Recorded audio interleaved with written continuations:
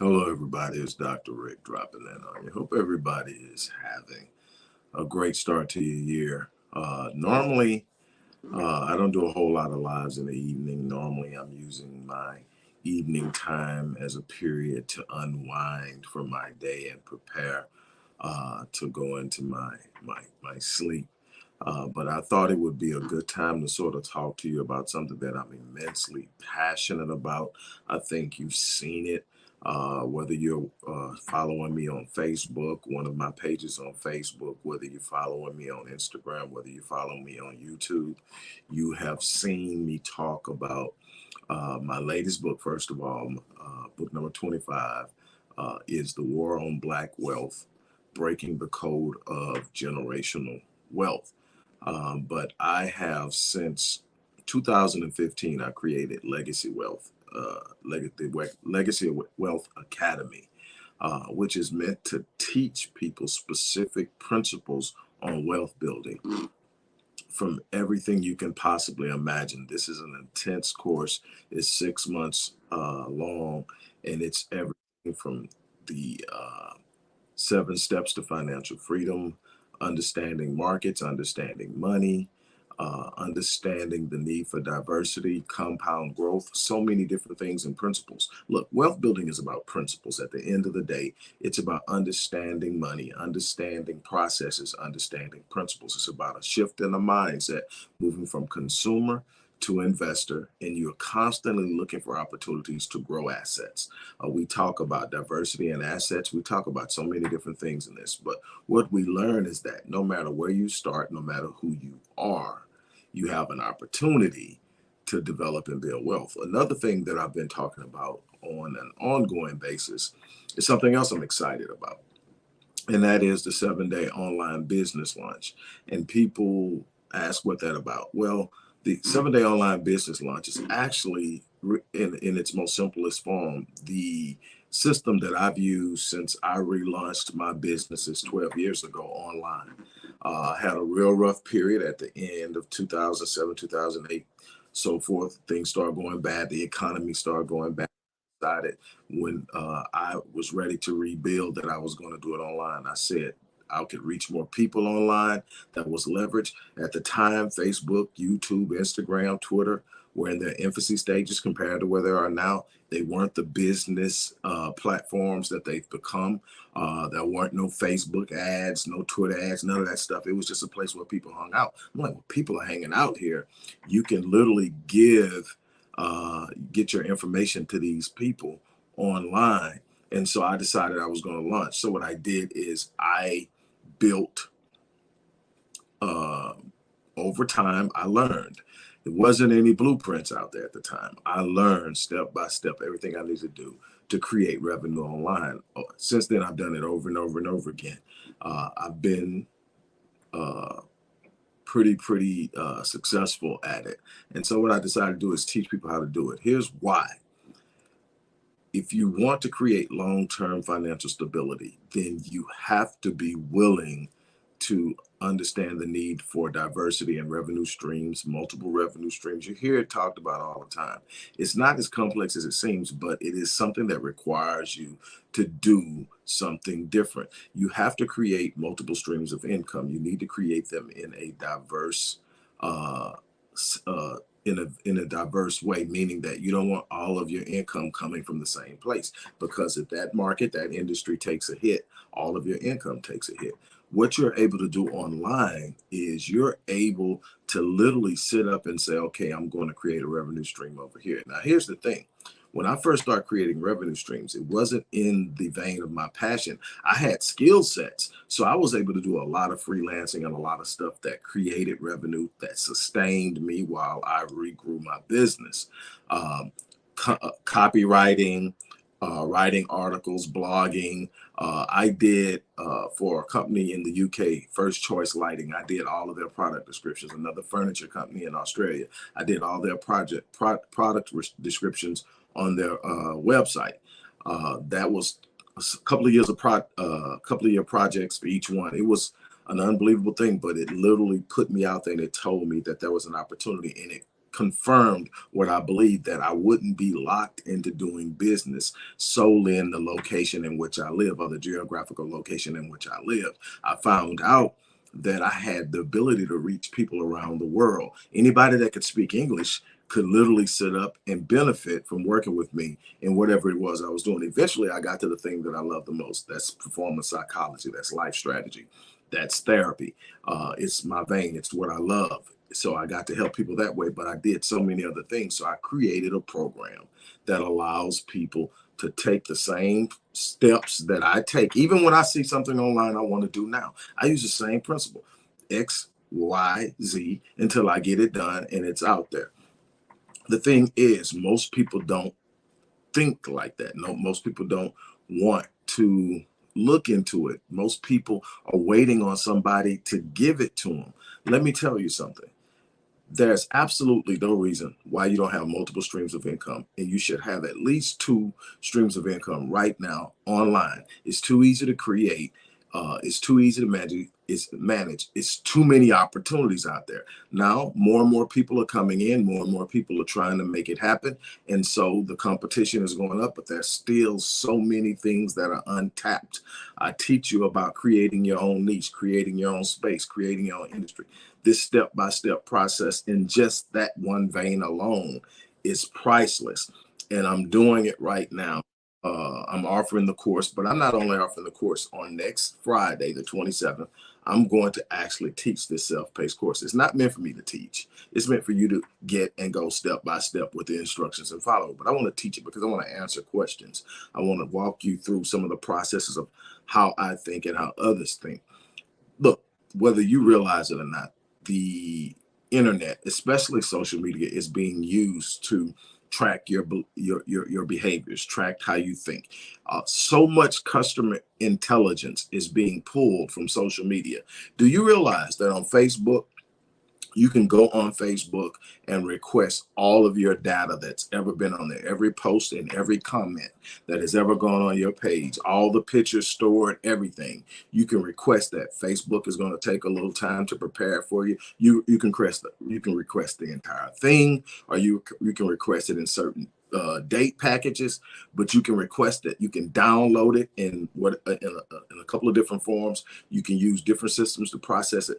I gained so much of my research in real time and learning by asking simple questions and watching people answer it, or finding someone else who is asking a question and people are answering it, and tagging myself in it so it puts it on my page and it gives me insight. It allows me to understand the people who are a part of my target audience, people that I want to market to, but also how people are behaving, what's driving the behavior, what's behind it, what things are helping people, what things are hurting people, and so much more. It also opens up other ideas of research that I can do on a more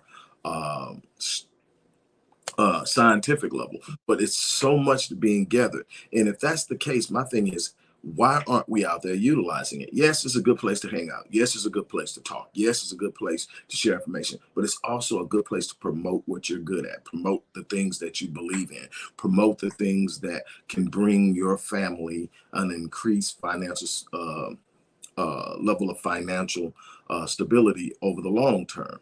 You have to have these, because what's happening now is the old way of doing things is no longer what it used to be. The old way of doing things was you go get a job, you stay on the job for 30 to 40 years, you retire, you collect your pension, and you live happily ever after. That worked for mom and grandma. That's not going to work for us. Number one, Social Security is going to fall through. Also, we're finding so much, and we talk about 401k plans in the Legacy Wealth Program. It's a program that's so intensive. You get certified as a financial consultant when you come out of it. It's that intense. No, you're not licensed. You're not going to be a stockbroker. It's not a Series 6 or Series 7 license. This is simply saying, I know my shit. I've learned it. You're going to learn all of the commodities, you're going to definitely learn about compound growth. You're going to learn about tax liabilities. You're going to learn about 401k. You're going to learn about fiduciary standards. You're going to learn about so much that's important of understanding how you place your money. You're going to understand why consumerism is the enemy of building wealth. You're going to understand so much more in this. There is a list of things you're going to learn listed in the description box. And people ask, why is this important? Because as I was writing this book, The War on Black Wealth, Breaking the Code of Generational Wealth, I'm looking at it. And the first thing I do in this book is I go through all these different ways that Blacks have been blocked in the pursuit of building wealth. And I address the racial wealth gap. I address why the median household wealth for whites is over 170,000 and the median household wealth for Blacks is 17,000, and why it's getting wider instead of closing. You have to ask, okay, it's been 157, almost 158 years since the Civil War ended and Blacks were, quote unquote, quasi liberated from plantations. And I say that because there's so many things that follow that revealed that we really weren't free in the aspect of being able to truly grow and be what we were capable of being. But that's a whole nother topic. But I address all of this. And I address this at the beginning of the books because I want everyone to see exactly what happened and why there's this gap. Because just in some of the basic principles of understanding property ownership is so important in the ability to build wealth. Another thing that I am going to throw in on the side note is marriage is a wealth hack. And I talk about that. I talk about why marriage is important outside of the obvious reasons and why there's this big push for individualism and what it does and how it dilutes the collective and how it dilutes collective power, collective wealth, and so many other things. Also, it changes our ability and our willingness to work together as a collective unit to build wealth. And so we find ourselves out there on an island trying to make things happen amongst people who may not be willing to facilitate or underwrite what it is that we say we're trying to do. Well, with that being said, what I want to do is I want to encourage people to enroll in this course. This is a 6-month course, but it's a lifetime endeavor because you're going to receive a lifetime membership into the Epic Realm community of high achievers. What's that? These are people who have actually worked with me to achieve their goals. These are people who have already worked with me one-on-one and have won. They have come in. We're talking about doctors, nurse practitioners. We're talking about interior designers. We're talking about company CEOs, clinic CEOs. We're talking about people who knew there was something they wanted, came to me, we worked on it. This is what I do for a living. And we got it. But now I've brought them into this place where we're bringing people into it and they're going to help. We're having Q&As on a weekly basis. We are helping people explore the opportunity. The thing is, if you want to be a business owner, it's out there. If you want to grow wealth, it's out there. And even when you look at it from the perspective of being a Black person, it's out there. What does that mean? That means that you have to know how to move. Wealth building is about principles. It's about principles practiced consistently. It's about understanding how to move and handle money. Getting rich is about revenue generation. We talked about that on the 7-day business lunch, creating revenue. That's revenue generation. You can create money. Wealth is about the stabilization and the growth of what you create and generate. Wealth is this point where you reach in life where you have this lifestyle you want to live and the mechanisms through which you've invested, whether it's annuities, whether it's indexing, whether it's stocks, whether it's real estate, whether it's art and all, whether it's business, but anything you've invested in is generating revenue without you having to be present. Meaning that if you never work another day in your life, you can live the lifestyle that you're currently living or that you want to live. You have now become wealthy. And that's wealth. Wealth is also something that you need to create mechanisms to pass down. So that's something else we teach. We teach how to make sure that your wealth reaches 4 or 5 generations beyond you without it being squandered by using trust. And all of these things are important.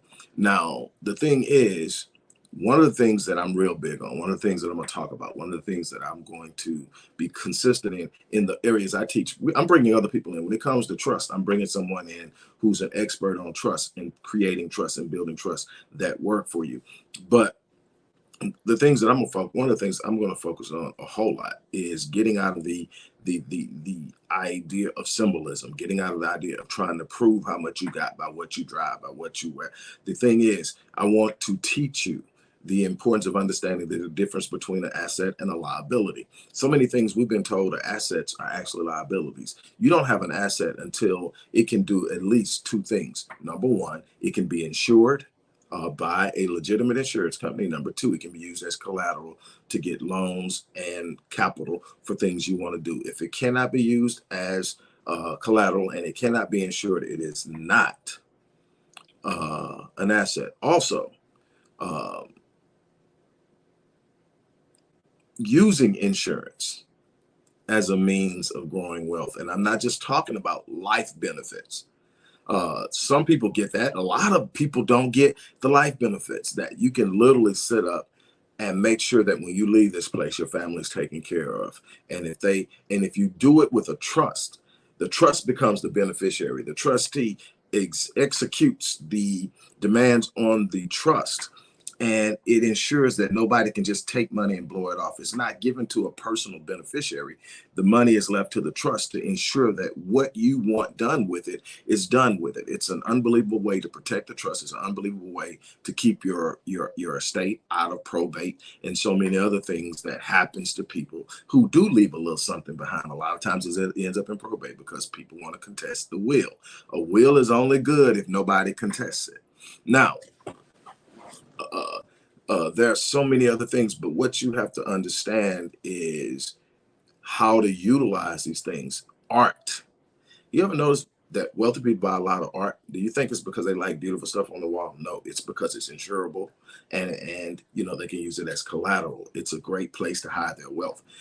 We talk about why wealthy people aren't really as cash heavy as non-wealthy people think they are. What do you mean?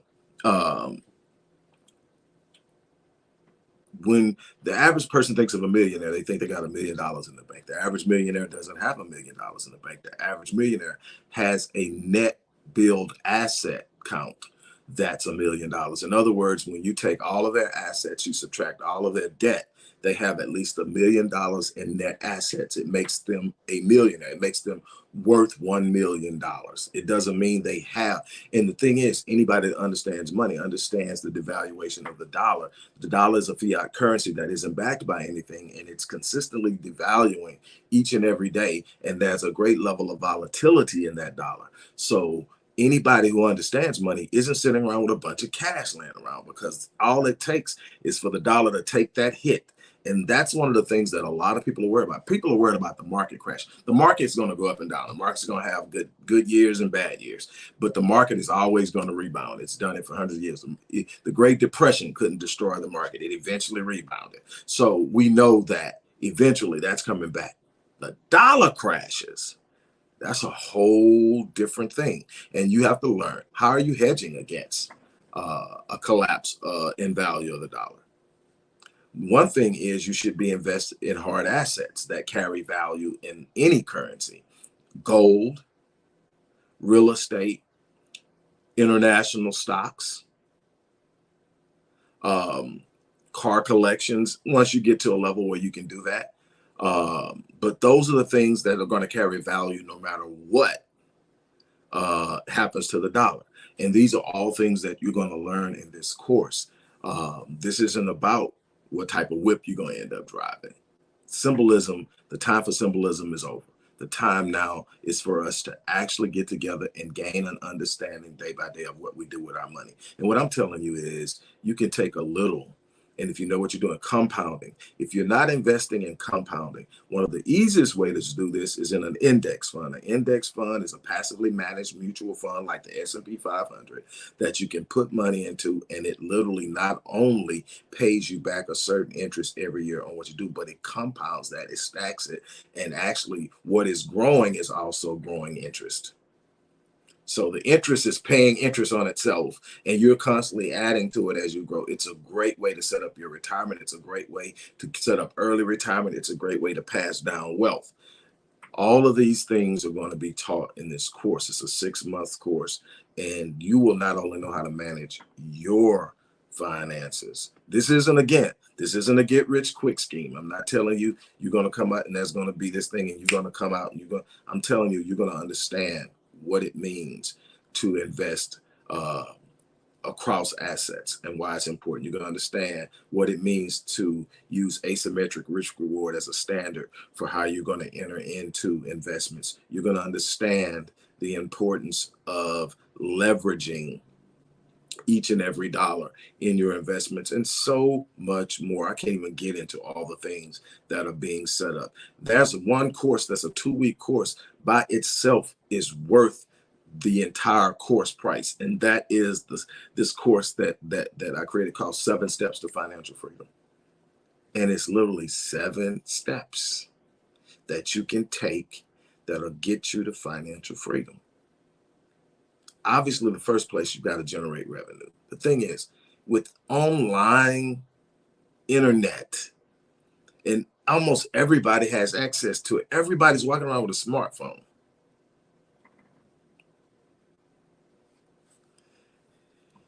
Everybody's walking around with a smartphone. And nobody's thinking, how can I use this thing that I paid $1,000 for? Because everybody's walking around with an Apple iPhone or walking around with a Samsung Galaxy, and you worried about what kind of pictures it takes.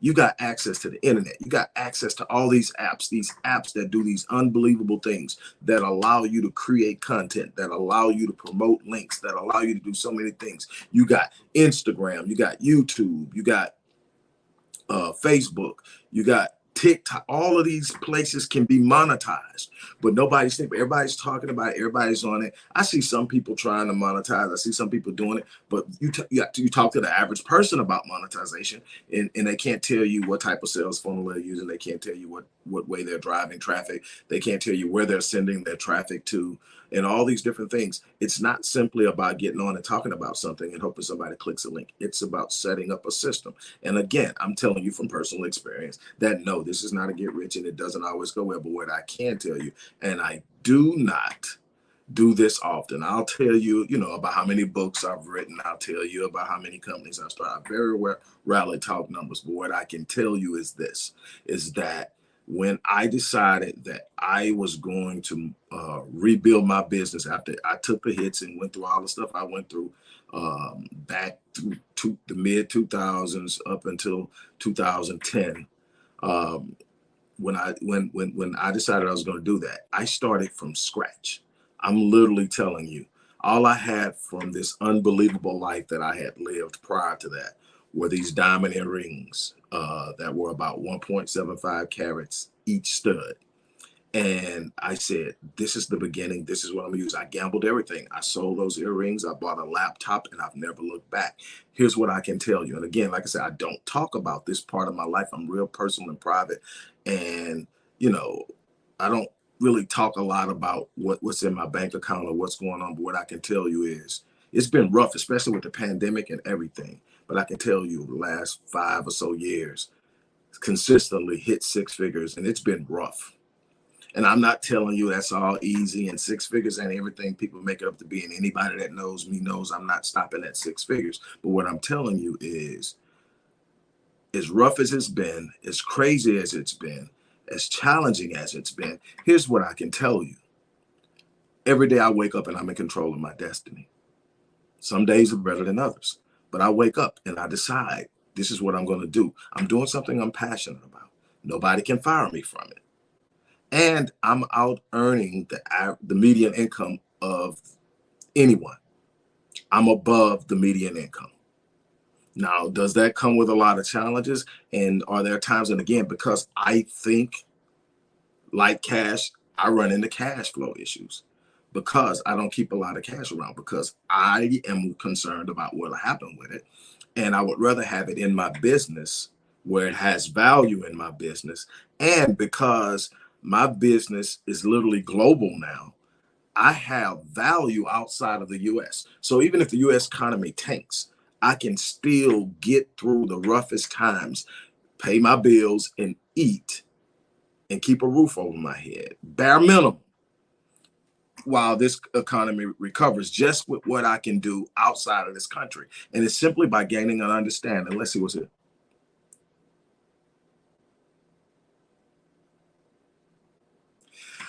Donica, that doesn't sound like something that I would get involved in. Invest $20 a day, get $200 tomorrow. It's some type of stacked pyramid scheme, some type of stacked thing, something that's probably viewed by the Securities Commission anytime you start talking about investment as something illegal.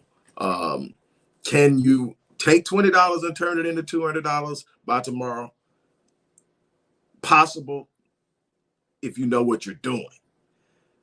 I would never say that you can take $20 and turn. I've taken $20 and turned it into $200, but that was $20 I invested in ads on Facebook to promote something that I was selling, and I made a lot more than $200. But that's not me giving somebody else my $20 and they say tomorrow they're gonna give me back 200. No, that's me sitting up saying, hey, look, I'm gonna take this 20 and that's gonna and when you're building a Facebook ad, when you're building Facebook ads, it's literally gonna sit up and it's gonna tell you this is how many people you're going to get in front. It's going to ask you what your target audience is. Or Facebook has this cool thing now when you create Facebook ads. It'll ask you if you want them to automate it, and they're going to automate it based off the content that you're creating, off of the things that you post on a regular basis. They're going to get an idea of who you're trying to get your information out to, and they'll literally do it for you. But if you've done your work, if you've done your marketing analysis, if you've done all that, then you can sit up and you can be very specific about the target audience you're aiming your ads at. And you want to be highly specific. Why? Because the broader you are, you get it in front of more people, but you get it in front of people who don't want to see it, who are not going to use it, who are not going to buy it, and you're wasting your ad dollars. You want to get in front of people who want what you're trying to get them. That's the important things. Another thing that is completely cost-free is how many of you are sitting up with something that you're trying to promote are in groups that people who would buy it are in. Now, there are rules when you go into these groups.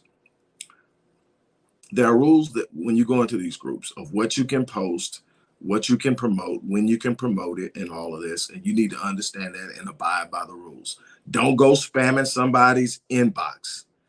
That's horrible. Don't spam nobody's inbox. Don't spam nobody's DMs.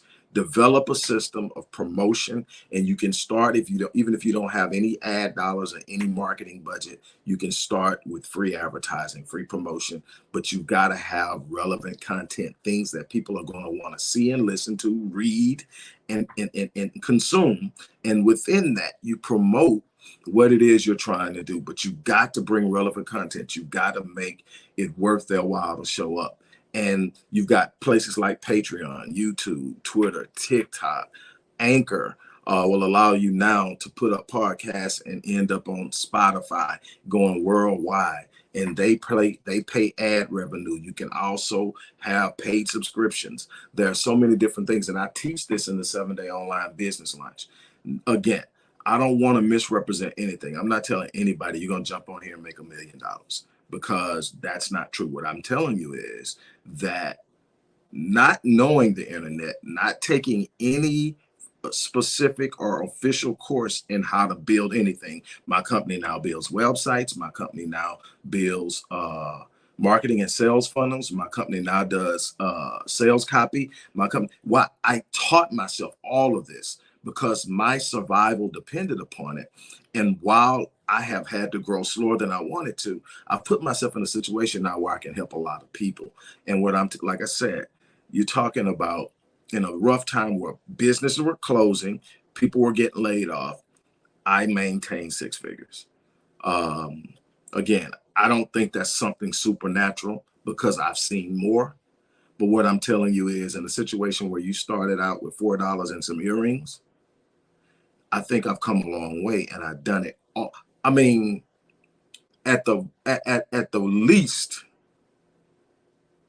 80% of my direct revenue was coming from online, and the other 20% was indirectly online, meaning that I originated everything online and then some of the stuff moved offline. But I'm telling you, that's the power of leveraging the internet and social media. And I teach that in the 7-day online business course. But also, if you want to understand what it takes to build wealth, and see, here's the problem with it, and then I'm going to get off of here because I'm deep off into my unwind time right now. Here's the problem with why so many people don't accomplish wealth building is there's no immediate gratification. It's not an instantaneous fulfillment. It's a long term progressive move that gets better and better and better and better with time. Um, I talk about James Crowley. James Crowley is a black man who, if he's still alive, is probably well into his 80s by now.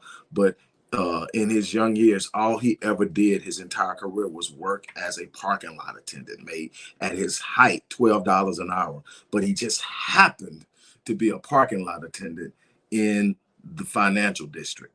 And so he had investors and stockbrokers and all these people parking in his parking lot. He just would ask questions. What about this? Well, if I want to do this, what's the safest places that, and he learned so much from them, and he used it. When he retired with the maximum we've ever made is $12 an hour. When he retired, he was worth over $500,000. He had $500,000 in assets then. He had paid off his house. He had sent his kids to college. And he did that with a $12 an hour job. Then there's Theodore Johnson, who lived some years ago. He's dead and gone now. But he worked at UPS when I think the top salary was $4, $5, $6 an hour. That was the big money back then. He made $14,000 a year, but he knew somebody who was wealthy, and he asked them what he needed to do. And they told him he needed to take 20% of his income, and they told him what to invest it in. He told them his initial response was, I can't afford that. All I make is this. I can't afford to give 20%. I don't have, and he was told you can't afford not to. And I'll tell you that right now, you cannot afford not to invest in yourself, or you'll never have it. If you're waiting on the right moment, when the right thing hits, when the right thing gets right, when this gets paid off, when it's always going to be something coming back that's going to make you keep pushing it. There comes a time that you have to look up and say, this is the moment that I'm going to change my life. And then I'm going to be consistent about what I'm doing until I see results. And that's what I had to do. But anyway, Theodore Johnson decided that he was going to do it. So he did it. He never left his day job. Now, this is what was a trip to me. He never left his day job. And what he did was he retired at 62, worth $72 million. He continued to invest. At 90 years old, he had to turn that 72 million, I want to say, into close to 100 million. And he gave half of it to charity. And then he died and left the rest to his family. But this is people who, on surface, didn't make money to be considered big time investors, but they cared enough to build something. They cared enough to be disciplined in what it is they're doing. This is what I'm talking about. Compound growth. Understanding stock. Another thing that people want to do when they talk about stocks is they want to get into day trading. One of the most dangerous things you can do. Find valuable assets that have longevity, have the financials to prove their ability to survive turbulent times, invest and hold. You're going to go through some ups and downs. Your stocks are going to drop in value at times, but they'll recover because you did your homework. You're also going to be diverse in your investments. You're not investing all of your money in one thing. Why? Because that also hedges you and protects you against different variations in prices and values of stocks and anything else you're investing in. You definitely need to hold real estate. You need to use insurance. You should get your income annuity at some point that's going to keep paying you every day of the rest of your life. All of these different things out there. And most of us are simply not aware of them. And most of us are thinking, well, this is what you got to have. And if you don't have this, you can't get started. You can get started investing with as little as $10. Hell, if you got Cash App, you can buy stocks on Cash App. You can buy crypto on Cash App.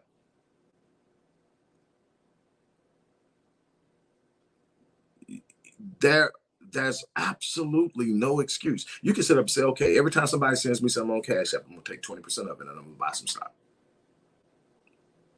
That's a start. But you've got to have a long-term plan. And the goal of this isn't simply for us to ball out of control. The goal of this is to have something to pass down to our children so they don't start where we started. And then we set that up through trust. I'm going to tell you this little part, then I'm gone. There are these trusts. And I'm going to have my trust guy talk to you about how to set these trusts up. But here's what John Rockefeller did, who happened to be born at the perfect time to take advantage of the Industrial Revolution. And he built the most successful and wealthiest family enterprise of all time. If you're accounting for inflation, if you take what Rockefeller had then and count for inflation and everything else, what he had then and what he was able to buy and spend, the buying power of his wealth, translated now, he would be worth over $300 billion. Now, let me tell you how he made sure he was able to pass that down and that his children and their children and their children's children, I think they're in the 10th or the 11th generation right now. Let me tell you how he made sure that they would all still have. He created trust. Now, in the trust, he's leaving things to his children, but in the trust says you get half of what I left in this trust. The other half goes to your children.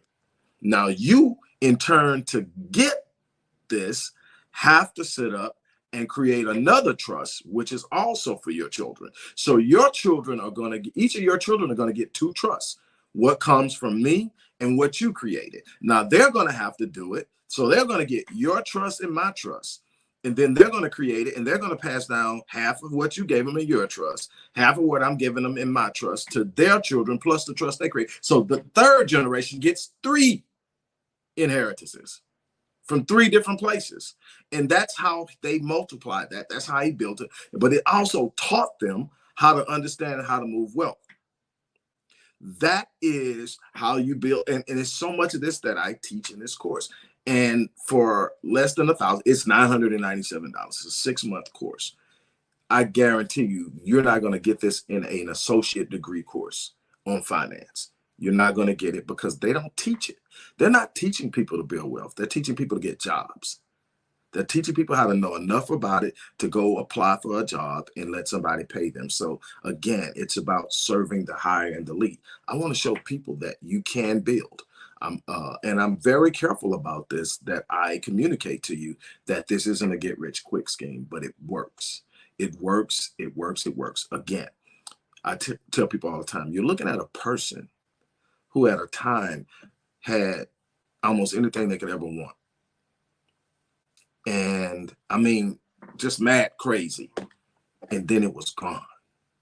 But here's the one thing that I can tell you. I never panicked. You know why? Once you've done it, you can always do it. I wake up every day and there's so much that I need to get done in this bottlenecking of trying to grow a company. It's growing faster than I can facilitate it. And that's painful. If you don't understand business, I can't explain that to you now, but I will one day. But it's painful, but it's a good place to be. It means there's a demand for you. You just got to find a way to facilitate it. That's where I'm at right now. Beautiful place to be compared to where I was 12 years ago.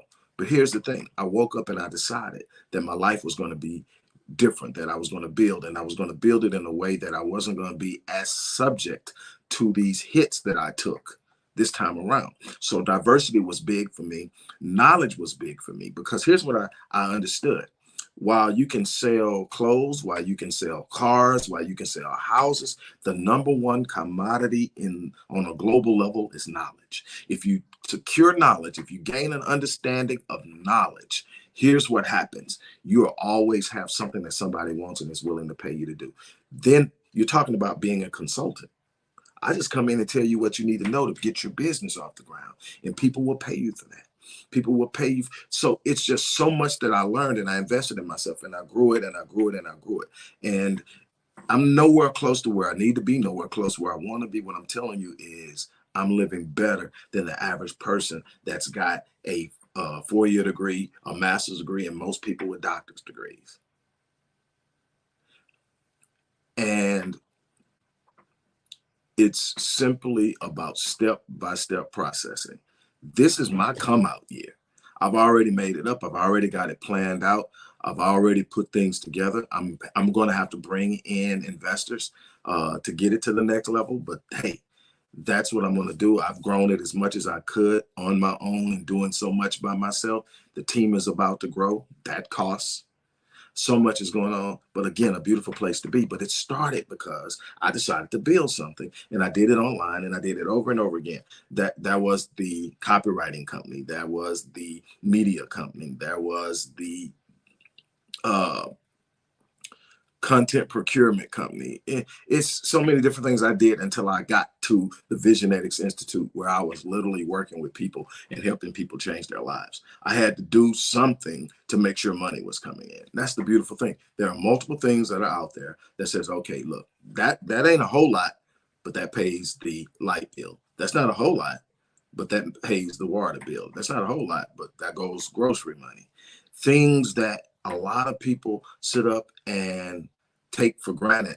You don't, when you're going through what I went through, everything is appreciated because in a moment it was gone, and none of it's guaranteed. You have to wake up every day and go get it. I woke up every day and I went and got it. I remember when I was at rock bottom, I mean, literally fat on my back. And I remember my conversation with God. I'm sharing this with you because I want people to really, truly understand what's out there. I'm flat on my back. I mean, I'm in the worst position I've been in as an adult. And I'm in a city that I'm not from. I don't know a whole lot of people. And I'm embarrassed to tell my family just how bad I'm doing. And I have a conversation with God. And my conversation was real simple. I know that I've got to go through this. I know that there's a lesson in this. I know that there's no magic quotient that I'm going to snap my fingers and tomorrow this won't be my reality. I'm going to have to work out of it. My agreement with God was simple. I said, don't let me die in this. If you wake me up, I'm going to answer the bell. If you wake me up every day, I'm going to get up and I'm going to do something that's going to move me further and further away from where I'm at right now. Just wake me up. And what I meant by that, I didn't need God to do anything magical. God had already prepared me. Everything that I needed, God prepared me. What I didn't know, I was going to learn. What doors were closed would eventually open. I learned that providence moves after I move. I learned that it's a bunch of things I was waiting on to happen weren't going to happen until I took the first step. So I got up and I decided, hey, just wake me up. I took that laptop and I showed up to, I think, one of the largest freaking Starbucks in the world in West Village in Uptown Dallas. Capacity close to 150. It's huge. And I sit there every day. And I mean, I would work. And then every time I would say, okay, it's time for another move. It's time for another breakthrough. And right when I would sit up and say, I'm gonna go out on faith. Somebody that I have been speaking to that every day, because every day I'm in there, I'm in the same space, I'm going. And people walk in, they get to know you. They say, hey, what's going on? They speak to you. Every time I said, it's time for the next move, somebody would say, hey, look, I come here every day and I see you doing this, and tell me what's going on. And I said, hey, man, look, I just did it. I just wrote my first book. I'm published him. So what? I know somebody. That is done. I can't tell you how many times that happened, but providence doesn't move until you move. You got to trust yourself. You got to be willing to step out there. You got to be willing to go get it. And so I just did it over and over and over again. And I looked up and it was growing. And it was like, man, I just made this. I just made this. And then it started to be, what can't I do? And the answer is that's absolutely nothing I can't do. It's what am I willing to do in order to have it? See, a lot of us want something for nothing. A lot of us, and Donica made a very point. She said, I think Black people with wealth don't want to share their information. And a lot of people are like that, but Blacks are really like that. We really tight-lipped. The person who taught me business when I was a young cat was a white Jew. And people trip up when I say that. But he wasn't the first person I approached. I didn't even approach him. He approached me. But every Black business owner I knew would tell me, hey, give me a call. But when I called, they wouldn't answer. Or when they did answer, they would put me off. Give me a call. I call them. And you know what? Cell phones and all that stuff then. It's like you had to catch them where they were or you missed them. And I never could. And here's this guy sitting at a bar with me one day, starts a conversation, becomes my mentor. So yeah, you're right. You're right. We tend to be very tight-lipped on it because what we don't want is to share something with somebody and then have them pass us, have them outgrow us, bypass us, and everything. And I'm the opposite. I want everybody I come in contact with to outperform me. I want to touch people's lives. I want everybody to come back and say, man, look what I'm doing. I'm not in competition with anybody but myself. I'm in competition with the best version of me.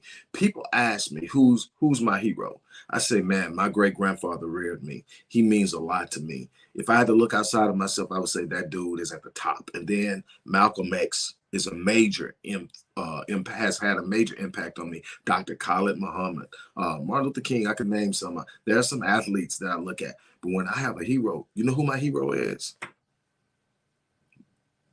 The version of me 5 years from now.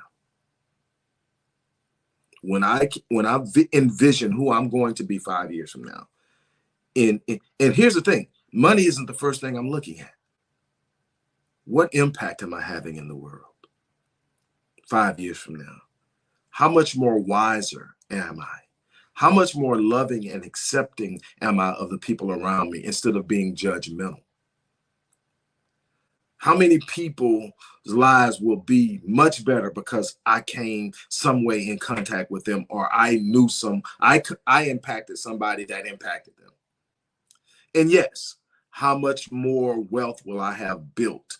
And how many businesses will I have? And I look at that person in the future and I say, that's my hero. And you know why that's my hero? I can actually be that person.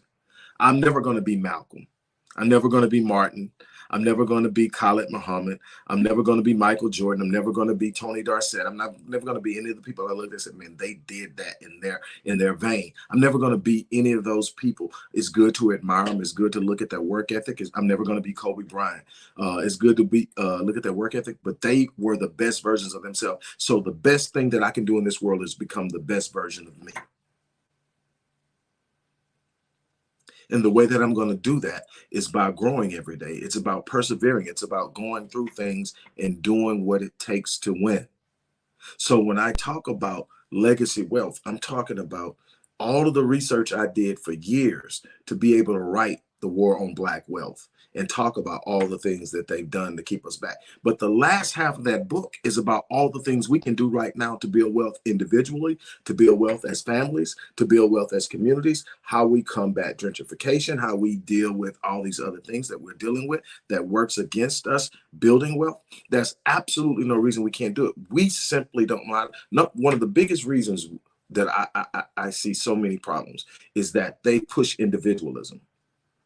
They've pushed individualism so much that all we think about is ourselves. The only thing we care about is us as an individual person. So what does that mean? The village has been diluted. The village is where the power is at. The village is where you pour into one another. The village is where when you can't get to your kid, someone says, I got him. The village is where when someone sees your kid, they don't just keep looking. They see them in trouble, they help them. The village is where, you know what, I grew up in a house, and I had no idea that I was going to talk about all this. When I got on, I grew up in a house where we did pretty good. My grandfather retired as a master welder from Dresser Industries, which is an R-rig builder down on the ship channel in Houston. We lived right there. I could walk to the ship channel. But he did that. Then he retired and he started a landscaping business. My grandmother owned her own beauty salon. So I didn't grow up poor, but I grew up in a poor environment because they were one of the first people to buy their house there, and they just never left. And then as things started to go down, they were just there. So I was around a lot of people, and I saw a lot of suffering. And I made up in my mind that I wasn't going to do it. But this is what I saw my grandmother do, and this is what I saw. There are some things that we just don't have now, and it's showing up in negative ways.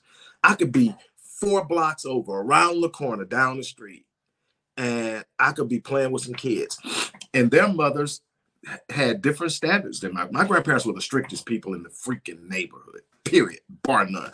Okay. And so I could be around there and their moms would, parents would let them do certain things. I could be doing what they're doing and their mom will come outside and say, Miss Wallace don't want you doing that. Now she allows her kids to do it, but she knows enough about my mom to know my mom doesn't allow it. And she's not going to allow me to break my home rules on her property. That was one. But here's the big things. You know how many times we had a regular refrigerator, then we had what we called a deep freezer. This deep freezer was huge. It's where my grandmother stockpiled food. She even froze bread. It was loaves of bread in the freezer. You know how many times my grandmother went in that freezer, bagged up groceries, and took it to different people in that neighborhood because they were having a hard time? That's village. That's why it's so hard now. We don't do that.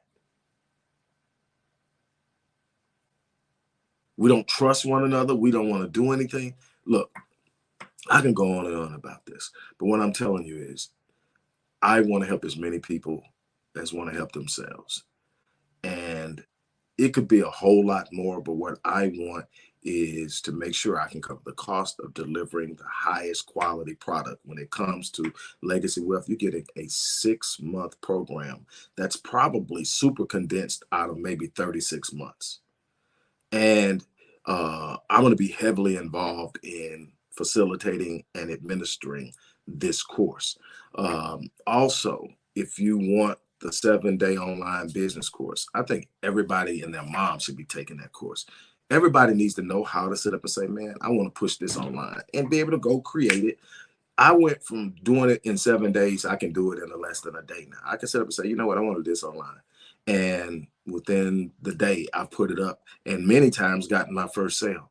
But it all started with me sitting up and learning how to do it. Now I'm teaching it. So that's the 7-day online business course. But also, you need to know what you don't know. And the problem is when you don't know what you don't know, you don't know you don't know it. And that's why so many people are struggling, because they think that the way you get to wealth is work. I got to earn. You can't work and build wealth. You can work and initiate the process with the revenue you create through your work, but you got to have mechanisms that grow what you earn without you working, or you're never going to get there. And these are the things we teach you. We teach you about asymmetric risk reward. We teach you about diversity of assets. We teach you about understanding tax liability. We teach you about insurance. We teach you about all these different things. And we teach you about structuring trust. Now, here's another thing that one of the Rockefellers, Nelson Rockefeller, said once. And when I first heard, I'm like, what? Because we always talk about, it ain't yours if your name ain't on it. But Nelson Rockefeller said something very interesting, and it was associated with trust that I didn't know it at the time. He says that the key is to own nothing but control everything. And we teach you what that means and why. The key is to own nothing but control everything. That's what wealthy people do. And although the path towards wealth is different for us, it's definitely there. It's definitely possible. And so I want to really teach people how they've been doing it for years and why they are widening the racial wealth gap, despite the fact that we are more educated than we've ever been. There are so many things that we need to stop. And your number one enemy is debt. So every time you buy something on credit, you're working against yourself. You use your credit to create assets that produce assets. So in other words, if I'm going to use my credit, I'm going to buy a house that I can rent out. And of course, I need to have somewhere to stay. But there's ways to work with all that. But anyway, the link to both of these opportunities is in the description box. Again, I did not plan on being this long, but I definitely wanted to take the time to sit down with you and share with you and give you this opportunity. Hope that some of you will choose to sign up for both opportunities, but definitely to me, Legacy Wealth, because that's going to have the greatest long-term impact. But you also need to be able to create the revenue. So for less than $400, you can sign up for the 7-day online business launch course and literally have me teach it to you and walk you through it. Again, thank you guys for stopping in. Thanking you for allowing me to share with you. There's a point in time where you talk, and then there's a point in time where you take action and you start to do. If you never graduate from talking, you're going to look up one day and your life will have passed you by. And none of the things you said that you wanted in life you had. And that's not where you want to be, because life will surrender to you anything you demand of it. But life has this funny thing, when you make a demand on life, life says, okay, but then life makes a counter demand. Life says, well, this is what I'm going to demand of you. If you want it, you can have it, but you're going to have to do this. Most people bark on it. Most people don't want to invest in themselves. Most people don't want to exhibit self-discipline. Most people don't want to put in the time and let certain things go for a while. Most people aren't ready to sacrifice. And so they sit up and they back up and say, well, I guess this is okay. I don't want to die having lived okay. I want to die saying I went out and got everything I could possibly put my hands on. And I mean that in a positive way. I mean touching lives, doing things, never having to sit up and look at life when it's time for me to leave this place with regret. So on that note, look, I'm out of here. I want to thank you guys for allowing me to step in and share time with you. You guys take care of yourself. On that note, as I always say, I live my life on full so that when I leave this place, I die on E.